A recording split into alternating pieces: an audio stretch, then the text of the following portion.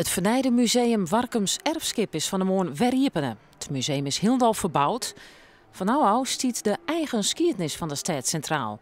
Die komt al lippen terug maquettes, verhalen en multimedia-presentaties. In 2007 is het verbouwd en toen zijn eigenlijk alle objecten in depot komen. En dat was natuurlijk zonde. Er waren tentoonstellingen over moderne kunst en het past net echt bij een oud-historische vereniging. Dus wij willen echt de geschiedenis van Warkum zien litten. En met alle leuke verwijzingen naar de historische locaties hier in Warkum. De vernijing had zo'n €250.000 kosten. Het museum had voor de verbouwing een skof dicht west. In de verhaallijn worden verteld op basis van stikken.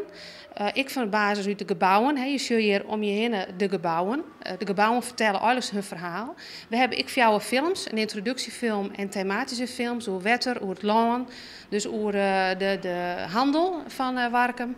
Dus de kerst het luisteren, er zit ik een viewers in, een 3D-presentatie. Er zitten beamers, sfeerbeelden in die ik zo nou en dan even terug qua loerte doorheen jaren komen.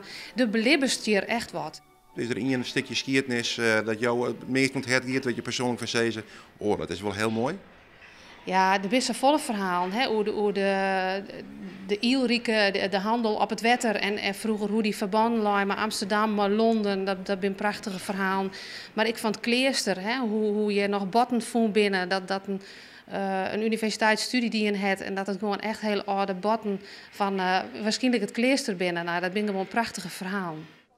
Voorzitter van de CDA Tweede Kamerfractie en oud-Warkumer Siebrand van Haarsma-Buma die de officiële opening. De formatie erin zat dreig dat je hier wel tijd voor had? Ik heb het even stopgezet voor dit. Ja, ik wil wel even terug naar Warkum als dat kan. Ja. Wat is het meest opvallende kenmerk of iets van Warkum weet je nou van denken van ja, dat zit al heel diep in mijn herinnering? Nou ja, de merk hier waar we zijn met de Waag, de kerk en het stadhuis is zo'n mooi plaatje. Als je daar staat ben je meteen weer terug. En zo is in de oude wagen een soort historie van Warkum te belipjen.